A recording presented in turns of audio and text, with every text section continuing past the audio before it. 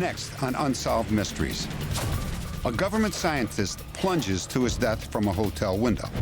Was it suicide or a CIA cover-up? He's called the Dinnertime Bandit. He's stolen over $30 million in fine jewelry, and he always strikes at supper time. A 14-year-old boy disappears from a county fair. Some believe that he was killed by local teenagers.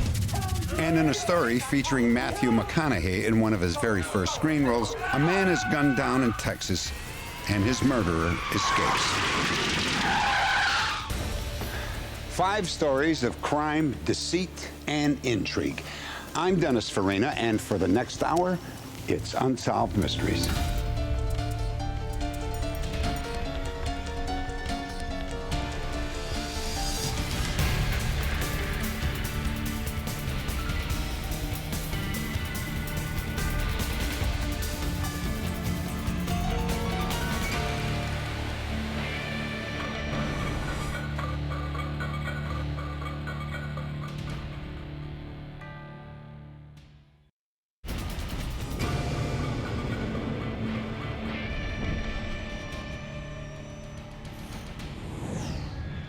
Greenwich, Connecticut. He looks just like another tourist. He rides tour buses to see the homes of the rich and famous.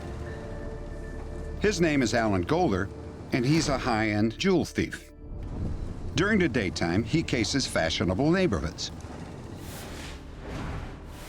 At night, he strikes upstairs while the homeowners are downstairs enjoying their dinners. Alan is very good at what he does. He gets a thrill out of what he does. He has no other goal in life other than to be the best jewel thief that he can be. They call him the Dinnertime Bandit, and he's made millions stealing jewelry from the rich. He's already spent 15 years in prison, but apparently that wasn't enough to stop this one-man crime spree.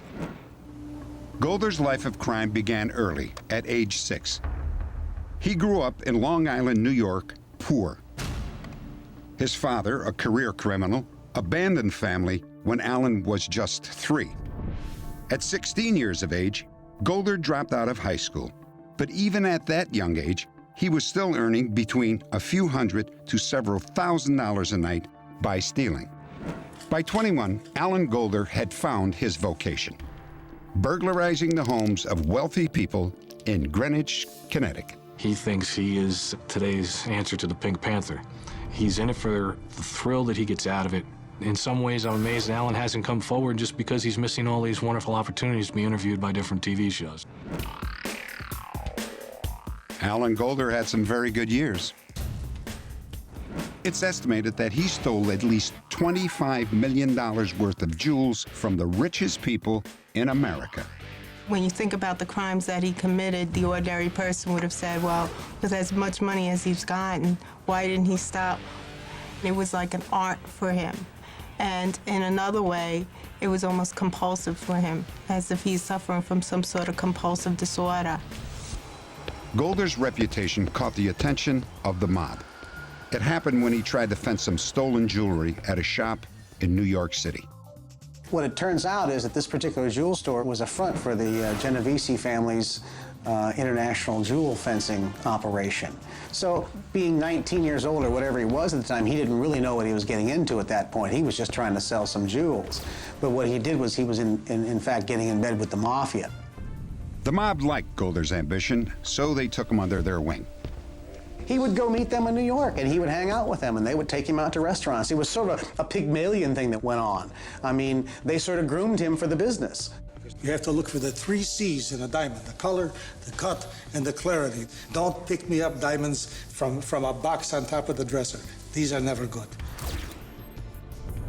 But it was his relationship with the mafia that would lead to Golder's downfall. Golder was being pressured to bring in even more jewelry. He and 2 other mafia jewel thieves were instructed to hit a home in the Hamptons. It is believed that Golder never carried a weapon, but one of his accomplices did. Alan claims he never even saw the guy. It happened in another room, another part of the house, and they didn't know if they'd killed him or not, but they found out the next day that the man died. Alan Golder's life spun out of control. He was doing drugs and going through money like it was water. Eventually, he was caught. Now facing a murder charge, he looked for a way to reduce his sentence. I need you to tell me specific names and specific numbers, right there on that piece of paper. In exchange for selling out the mob, Golder was given a sentence of 15 years to life. You can assume that there was a contract out on his life. He became an official protected witness, and when he was the entire time he was in prison, he was, you know, basically in protective custody in prison. He wasn't housed with the regular inmates. He was housed with guys that were special cases and that they had to watch out for so that he wouldn't be killed. But according to authorities while in prison, Golder continued to sift through magazines profiling the homes of the wealthy. Following his parole in 1996, he tried to go straight, or so he said. He even had a job in mind, working as a chimney sweep. I explained to him there are certain employment positions that you, because of your conviction and your criminal history, you cannot work. And entering into people's homes to clean chimneys is one of them. Then after that, he had considered pursuing school. We had talked at length as to what sort of careers he could choose, but he was sort of set on going to a gemology school. He wanted to study gems. And not long after, police had another rash of high-profile burglaries on their hands. And in October 1997 in Greenwich, Connecticut, police believe Golder pushed his luck a bit too far. Oh my God! He allegedly tied up a homeowner and fled in her car. After that, the burglary stopped. But Golder had amassed $750,000 since his prison release, and then he disappeared. He's wanted on charges of kidnapping and 23 counts of burglary. Update. 3,000 miles away in Antwerp, Belgium, Alan Golder has been arrested after 9 years on the run. Local police captured the 53-year-old during what might be his last home burglary. Golder was returned to Connecticut, where he was convicted on charges of kidnapping, burglary, and larceny. He served his time and has been released. Next, a respected attorney is trapped in an elevator and then murdered. And later, there's something strange going on at the General Wayne Inn.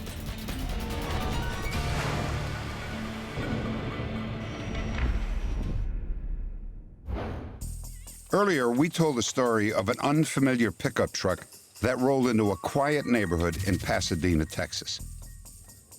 The driver was Edward Harold Bell, and he was naked from the waist down. Get me the Pasadena police, real quick, please. While Dorothy was on the phone to the police, her son, Larry, went outside to prevent Bell from leaving. Oh, my God, he's got a gun. Oh, God, he's got a gun. You're not getting your keys. He just shot it in the air. You're not getting He's shooting Larry. I see blood. He's shooting Larry. Give me the keys. No. Tell him to give me the keys. Leave, I call the police. Go, just go. The police. You go. You go. Go. And I said, please don't shoot him. And the man just shot him anyway. And then he turned and started running out of our garage. And Larry, even with all those bullets in him, was still trying to stop this man. Larry had been shot 4 times in the chest and once in the head with a .22 caliber pistol. Moments later, his sister, Donna, arrived. I remember I just went over and I knelt down beside my brother and I held his hand to my face and I watched him die. Only blocks away, the police were already pursuing the suspect. Pull over immediately and exit your vehicle with your hands up. The getaway ended abruptly after the gunman turned on the street with no exit. Edward Harold Bell, a successful businessman, was charged with the murder of 27-year-old Larry Dickens. But Bell was released on bail less than 2 months after the killing and soon vanished without a trace. Update. 15 years after he disappeared, we ran this story on Unsolved Mysteries. A viewer recognized Bell as a 10-year resident of Panama and sent these pictures and a letter. Bell was prospecting for gold on land that he owned near Panama City. Bell was arrested by Panama police and flown back to Houston, escorted by FBI agents. Waiting for him at the Houston airport were Dorothy Lang and her daughter, Donna. Over a decade after her son had been gunned down, the accused killer shuffled past her, shackled in leg and handcuffs. When he got off the airplane, he seemed so arrogant, and it just infuriated me. Here they're bringing this murderer back, and they could never bring back my son. At least justice will be done, and I think we'll all be able to go on with our lives. Edward Harold Bell will go on with his life behind bars. He was convicted of murder and sentenced to 70 years in prison.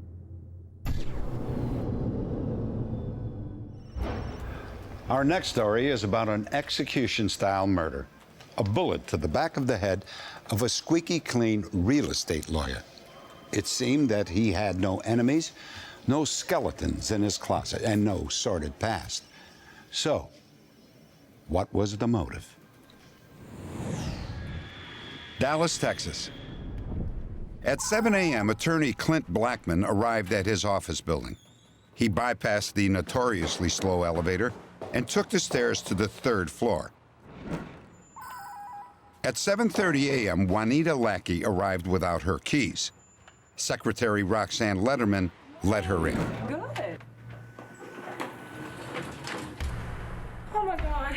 Oh, come on, I heard a lot of screaming and hollering. Juanita said that she thought that there was a man in the elevator, but all they'd really seen was legs and weren't really sure what was there. Oh my God, it's David Merrifield. Oh no, it couldn't be. David Merrifield was one of Clint Blackman's colleagues and a partner in his law firm. He left behind 2 children and a new bride of only 3 months. Ladies, what time did you get to work? His wallet was taken, so at first, police thought it might be robbery. Mr. Merrifield's wallet was recovered a few miles from the crime location. And in the wallet was still a small amount of money and all of his credit cards. So I believe had robbery been a motive, that stuff would not have been recovered.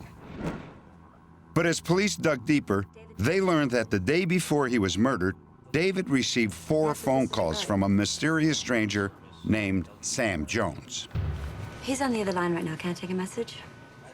He asked if he could hold on. He told me his name was Sam Jones, but he wouldn't tell me who he was with or what it was concerning. Hi, David. I have a Mr. Sam Jones on the other line. He's very insistent. He wants to talk to you right now. All right, put him through. David spoke to him for, I guess, a little under 10 minutes. I went up and kind of joked with David, and I said, well, what's he trying to sell you? And David says, well, he's not trying to sell me anything yet. He says he wants to do something for me. David Merrifield, we discovered during the investigation, had a notepad on his desk, which had a calendar on it. And on February the 9th, he had a marking there for a name and an appointment that he had at 6:30 a.m. with Sam Jones. Due to the common nature of the name, it's my guess it's possibly a fictitious name. I had known David and worked with him for years and know David's habit, and that was he never liked to get to work early. In fact, to see him at work before 9 was just unusual. He was not an early riser. He liked to work later. Police theorized that the killer insisted on an early meeting in order to get David alone. Let's come on up to the office. We think that Mr. Merrifield entered the elevator with another person. Whoever Sam Jones is, it's obvious from our investigation, lured him to this location to do exactly what he did, to take his life on the elevator that morning.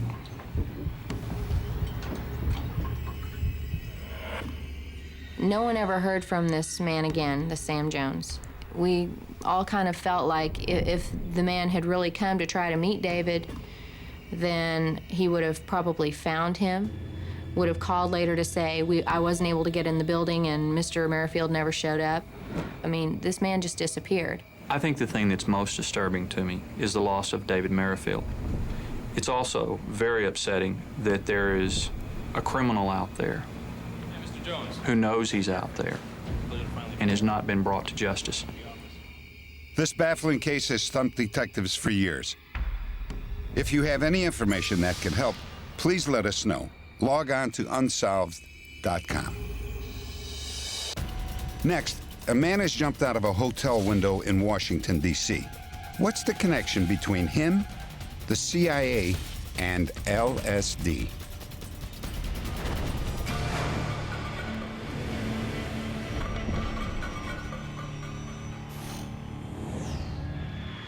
New York City. In the early morning hours, a crowd gathered outside of New York's Hotel Statler. A man had apparently jumped to his death from a 13-story window. The victim was later identified as a government scientist named Frank Olson. It was 1953, and Frank Olson left behind a wife and 3 small children. His sons are now grown up and are trying to find out what really happened to their father.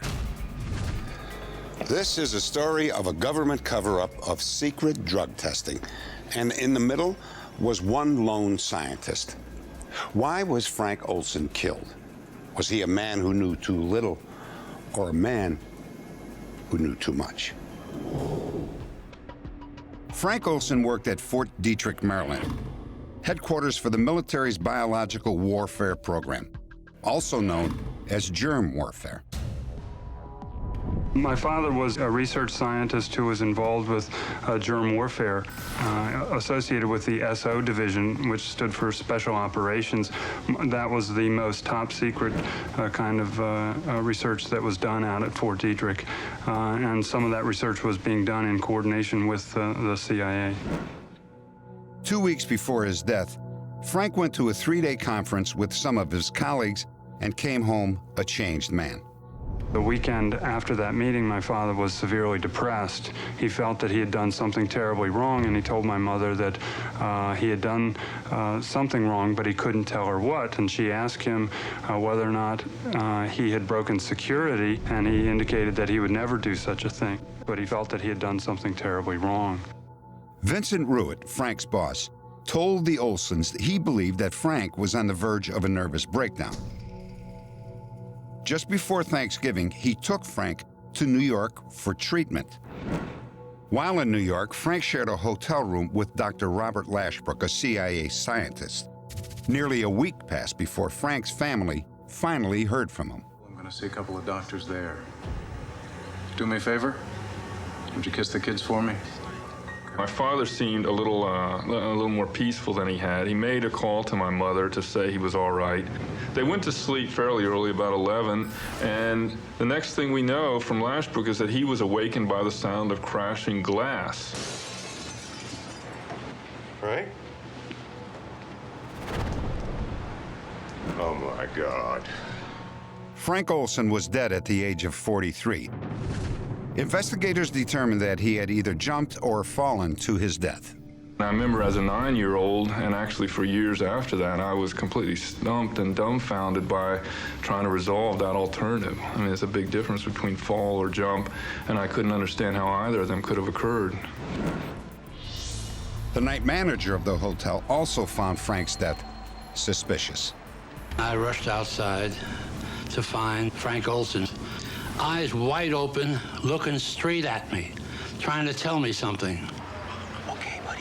He was definitely trying to speak, but there was nothing coming out but grumbles. He was in terrible condition. And I stepped back because now I had to find out where he came from. So I looked up the building, and finally I saw a little movement of a window shade. And when I concentrated on that, then I see that the window shade was stuck through a broken window. Armand took police to room 1018A. And here is Lashbrook sitting on a john in his skivvies. And the police start to question him. And I heard him say, well, all I heard was a crash. He was gone. I walked around the room to look around. Look at this in here. Nobody ever jumps through a window. They open the window and they go out. Not dash through a shade and a sheer drape. You know, there's no sense to that. But the Olsons weren't told about the doorman's suspicions. They were told simply that Frank had a nervous breakdown and jumped out of a window. They believed that story for the next 22 years. Years later, a government commission was formed to investigate past abuses committed by the CIA. The official report made mention of a scientist who had plunged to his death from a hotel room 10 days after being dosed with LSD. That scientist turned out to be Frank Olson. Over the next year and a half, the Olson family received a formal apology from President Ford and a check from the government for $750,000. The Olsons also met with CIA Chief William Colby. As a result of meeting with William Colby at the CIA, we were given what was supposedly a complete set of documents relating to the events of the last 9 days of my father's life. We learned that he had gone to a retreat in Deep Creek Lake in western Maryland with a group of other scientists. The principle of the meeting was that they were going to be discussing ongoing research, but in fact, there were agents in the CIA who were meeting with them who decided that they were going to give them each a dose of LSD without their knowledge or consent, and then see what their reaction was. Anyone for a drink? The Olsons learned that the LSD was slipped into an after-dinner liqueur by either Sidney Gottlieb, head of the CIA's technical staff, or by his deputy, Dr. Robert Lashbrook. The CIA worried that the Soviet Union might use LSD on captured agents. Gottlieb believed that his test would prepare American spies for that possibility. The friends? Thank you, Sidney. You are just what I needed. The laced drinks were served to 8 of the 10 scientists present. Some of them, including Frank Olson, were not warned about the tests. Within an hour, the LSD took effect. Gentlemen, are we all feeling a bit strange? When Gottlieb told the group that their drinks had been spiked with LSD, Frank Olson got very angry. What? Wait a minute. We're having an experiment here. You put a drug in our drinks. Yes, we're in the middle of an experiment. We understood that my father was quite agitated and was having serious confusion with separating reality from fantasy. Then, Frank made his fatal trip to New York, supposedly suffering from a nervous breakdown. Well, Frank, how are we feeling today? I feel lousy, Doctor. Frank was taken to see Dr. Harold Abramson, an LSD expert who worked extensively with the CIA. It's been continuing for about a week now. Look at me, please. You were saying that you weren't resting very well. Is that improving? No, I'm not resting. I haven't been able to sleep for over a week. Accompanying Frank were Robert Lashbrook and Frank's boss, Vincent Ruitt. Frank, sit down. I don't want to sit down. I can't sit down. Frank remained in New York, and he made repeated visits to the doctor's office. Someone has been following me. It's impossible to deduce what was accomplished in those meetings, and you certainly don't see any indication that a treatment process was occurring. You can suspect that some kind of assessment process was going on, the purpose of which was more to protect the CIA's interest than it was to help my father. One of the nights that my father was up in New York, he was having delusions that he was hearing voices, and in the middle of the night he woke up and went and threw all of his identification out and his money. All right, get rid of all my money and my identification. Apparently, the pattern continued in the immediate aftermath of Frank's death. For some unexplained reason, Robert Lashbrook never phoned for help. However, he allegedly did make a disturbing call which was overheard by the hotel operator. In those days, all the calls were manual. You call the operator, and you tell her what number you want, and she would dial it for you. And then she'd listen to see that you got connected. When the man in the room called this number, he said, well, he's gone. And the man on the other end said, well, that's too bad. And they both hung up. I mean, what's more suspicious than that? You don't have to be a genius to figure out that there's something amiss. Or who said, Hamlet said, there's something rotten in Denmark? I mean, I knew there was something rotten at the Pennsylvania Hotel that night. In 1993, Frank's widow, Alice, passed away. Eric and Nils had their father's body moved to rest beside her. But before Frank was reinterred, they asked a forensic scientist to perform an autopsy. Quite frankly, we had no idea what the condition of the remains would be after 41 years. We were delighted that the remains were in perfect condition for our analysis. As part of his investigation, Professor Stars and his colleagues went to the old Hotel Statler. The first thing the professor looked for was evidence that Frank had indeed smashed through a window. The medical examiner in New York, who did an external examination back in 1953, said there were multiple lacerations on the face and neck. There were none. Soon after that finding was made public, Lashbrook changes his story, which he's held to for 40 years, and suddenly now starts saying that he can't remember whether the window, in fact, was open or closed. At some point, he had to hit some glass. I cannot believe that he wouldn't have gotten cuts in the lower extremities of his body. On the front of the legs, we don't find any cuts. After years of research and investigation, the Olsen family has become convinced that Frank Olsen was murdered by agents of the U.S. government. The Olsen family believes Frank was silenced because he had become extremely critical of illegal top-secret programs and policies of the CIA and U.S. government, with which his own research group was deeply involved. Frank Olsen's family hopes that someday the entire story will be exposed. If you have any information, please log on to our website at unsolved.com. Next, playful poltergeists at the General Wayne Inn.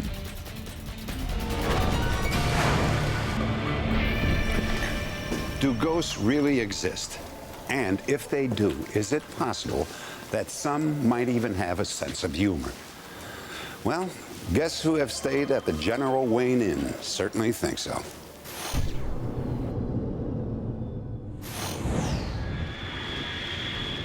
Just east of Philadelphia in Marion, Pennsylvania, is the General Wayne Inn.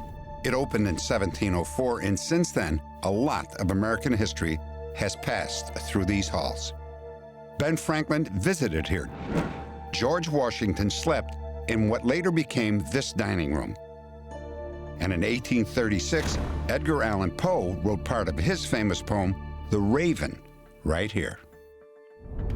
But the guests who caused the biggest stir are the ones who have been haunting these halls for the past 100 years. We have had reports of sightings of entities, ghosts. We have had a funny incident with a new Cadillac in the parking lot outside. That incident began when a valet walked by a Cadillac parked in front of the inn. The owner had gone inside and took his keys with him. Doors were locked, windows were all closed. The kid was scared to death. And I said, look, calm down. These things happen around here and just relax. And I enjoy these ghosts. I mean, they don't bother me at all. I think they come up with some real clever little things. For God's sake, what are you doing? What the hell are you doing? Like on a busy night, that's when this entity will start. Do what? And he'll go down the entire side of the bar, blowing on the back of the girls' necks.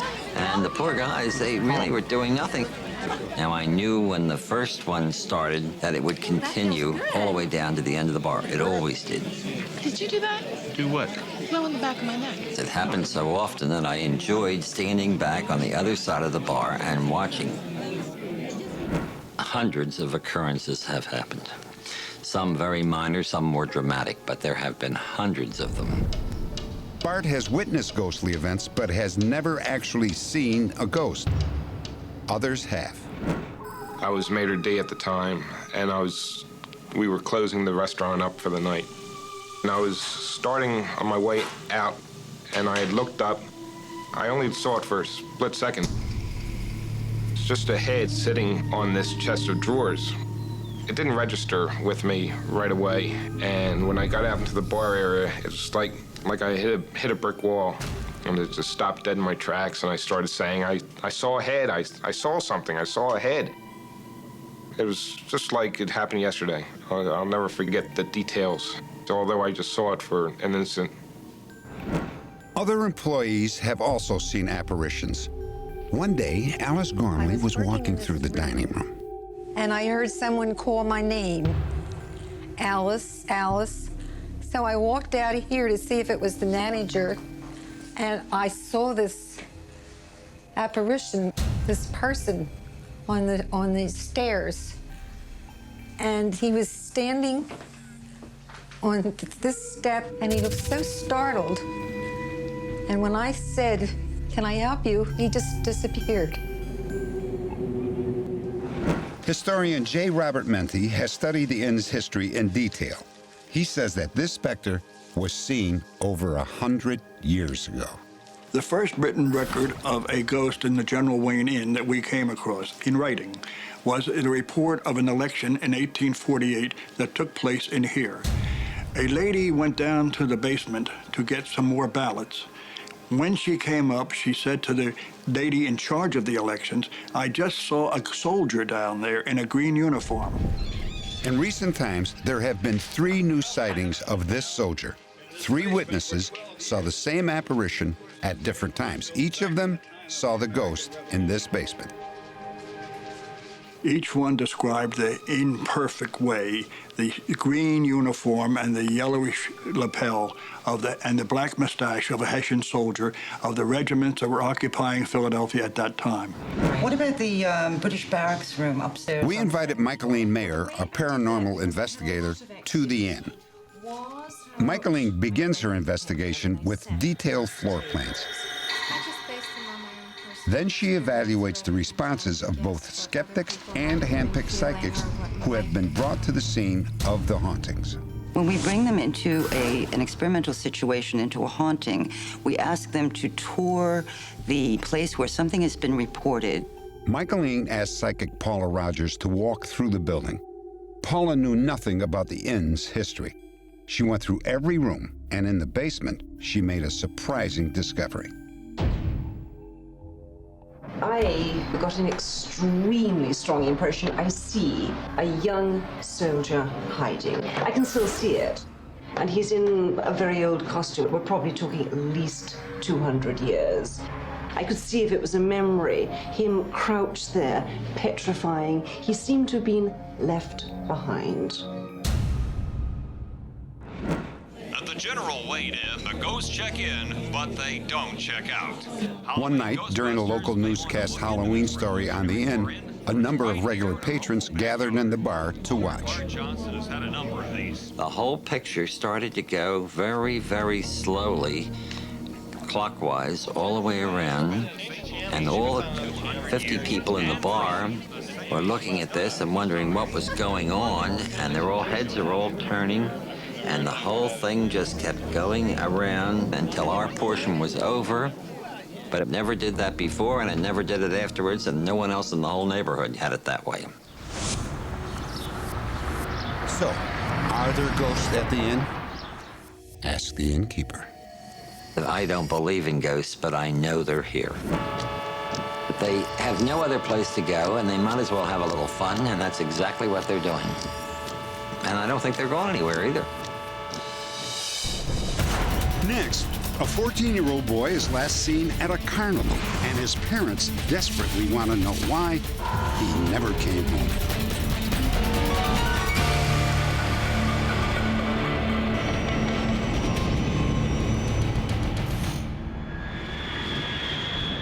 Myrtle Point, Oregon.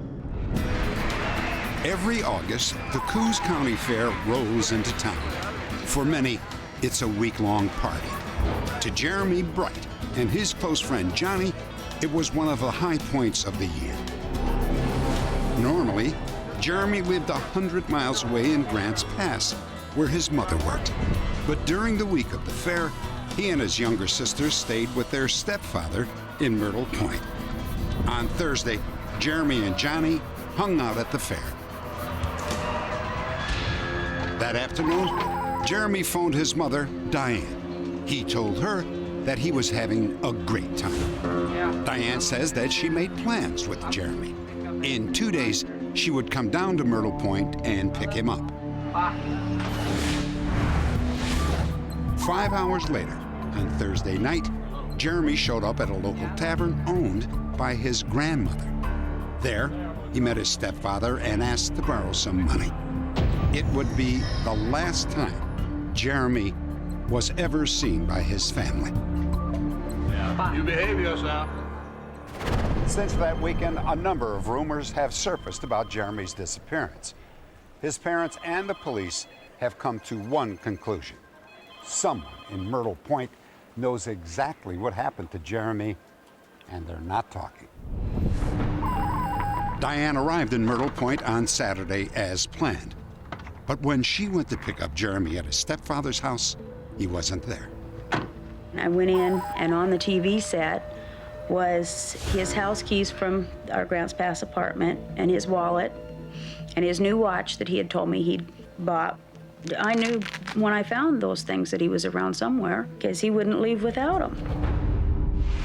A few hours later that same night, Diane was worried enough to contact the police. At first, they believed her son had simply run away. He did like the fair. There was the thought that perhaps he was hiding out, intending to leave with the fair people, and I've explored that possibility in every way that I can think of. However, in this particular case, I've talked to family members and friends of his that knew him well, and he was just not, from what I can learn, the type of a kid who would have struck out on his own. On Sunday, the fair closed down. Myrtle Point was buzzing about Jeremy's disappearance, and gradually, conflicting stories began to emerge. According to one rumor, Jeremy went to one of Myrtle Point's many parties and drank a beer laced with a powerful drug. Hey, we're looking for a beer? Yeah. Hey, don't open another one. There's one already open right here. I've identified at least 2 and perhaps 3 parties where Jeremy was present that the overdose theory could have occurred at. It was reported that Jeremy had a heart murmur, and therefore a stimulant of some kind might have done some bodily damage to him just by his sheer taking it. Police heard a different story from a jailhouse informant. He claimed that 3 teenagers showed up at a local swimming hole and harassed Jeremy and his friends. Is that a gun? This? It's a toy. It was at the jail where an inmate related to me the information that he had heard wherein one individual from the Myrtle Point area was target practicing or shooting indiscriminately in the water in the area where Jeremy was swimming. Show me what you're made of now. That's better. Pierce a deer. Yeah, I bet you can. You think so? Yeah, see if you can do it. All right, I'm gonna try this. You look good in here.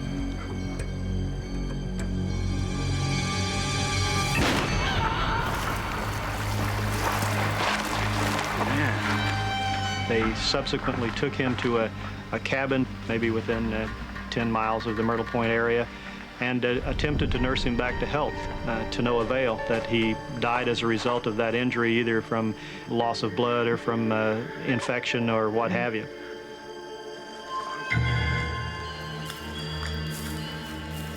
That same source through the jail indicated that his body would be found within 200 feet of this cabin in a shallow grave.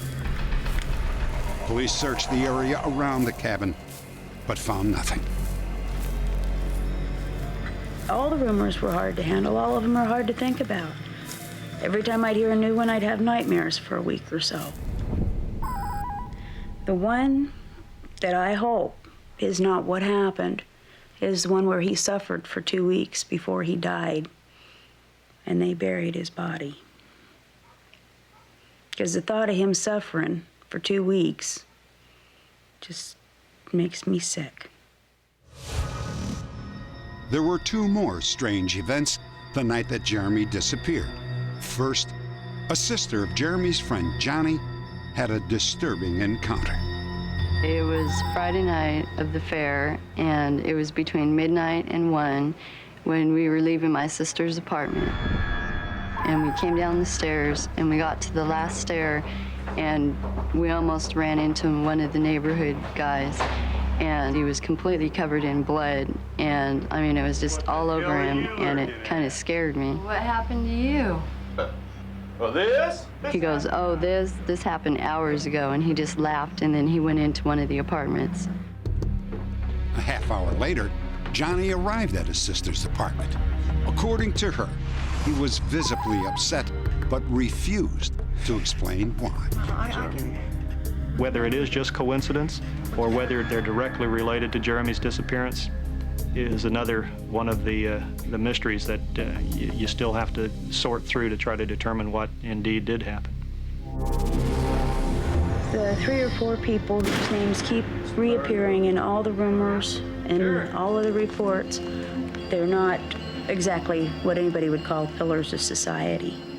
But as long as these men are out on the street, they can hurt somebody else's child the same as they hurt mine. And if they did to my son what people are saying they did and what they've been heard themselves say that they did, they've got no business on the public streets. I would just encourage anyone, especially those people who I feel have information that would help this investigation greatly, to just simply have the courage to say, yeah, I'm scared to death, but in a case like this, my being scared doesn't warrant this family's pain.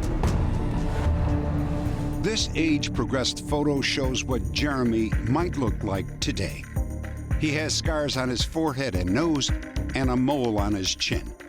The prime suspect in his disappearance recently died in prison, and there are no new leads. However, the case is still open.